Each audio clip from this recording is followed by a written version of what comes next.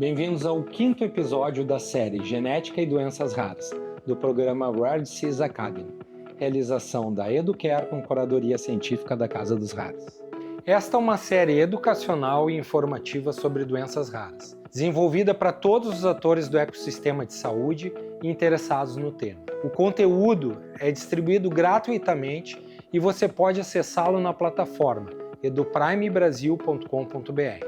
Eu sou Gustavo Machado, CEO da Educare, e para este 5º episódio, Pesquisa em Doenças Raras, do tubo de ensaio ao medicamento, convidamos o farmacêutico Dr. Guilherme Baldo, pesquisador da Casa dos Raros, doutor em bioquímica, professor adjunto da Universidade Federal do Rio Grande do Sul. Neste episódio, Guilherme vai nos falar sobre pesquisa desde os testes in vitro com líquidos biológicos ou células, desenvolvimento de testes em animais, estudos clínicos em suas diferentes fases até a aprovação do produto. A pesquisa em doenças raras envolve muitas etapas, desde estudos acerca do conhecimento da doença e da sua progressão, passando pela criação ou otimização de métodos para diagnosticar as doenças no laboratório, até o desenvolvimento de novos tratamentos e os seus efeitos. Antes de realizar um estudo clínico em pacientes, uma série de trabalhos são realizados em laboratório. Esses testes incluem desde estudos que chamamos de in silico, ou seja, por simulações em computadores, onde podemos estimar, por exemplo, efeitos de variações do DNA dos pacientes sobre a ação da enzima ou proteína produzida. Também é muito importante que sejam realizadas pesquisas envolvendo células ou fluidos dos pacientes. Isso inclui extração de células da pele, até amostras de sangue, urina ou mesmo o líquido que banha o cérebro. O uso destes materiais derivados dos pacientes são essenciais para podermos entender como que a doença funciona, que alterações a gente pode detectar e assim poder avaliar quando formos estudar um novo tratamento essas alterações. Nós chamamos essas moléculas de biomarcadores da doença.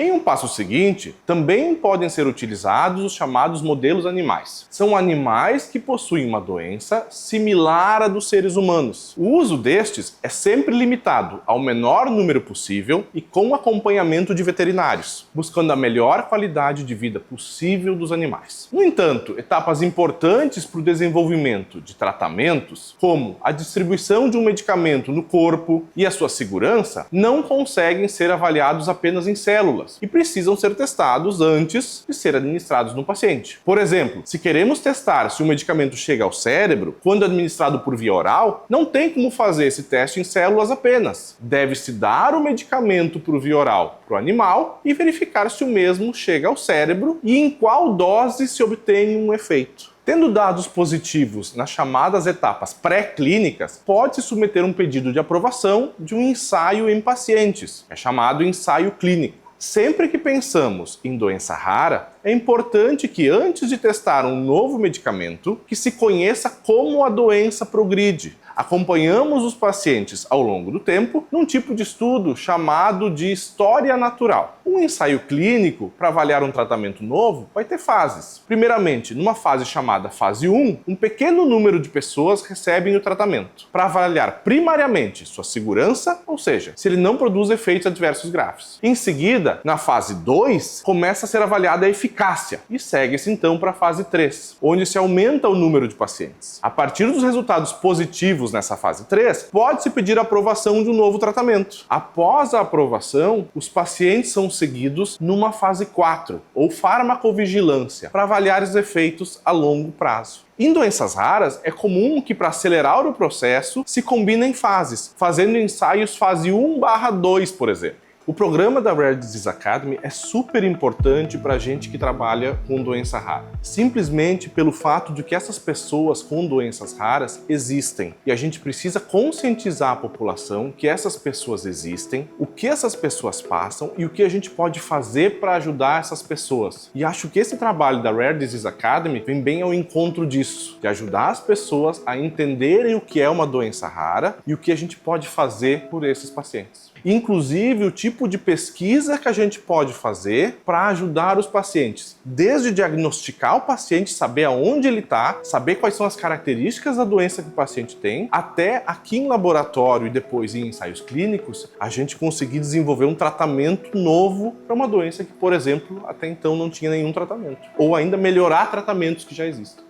Agradeço a participação do farmacêutico Dr. Guilherme Baldo e te convido a conhecer a eduprimebrasil.com.br, a plataforma streaming da Educare.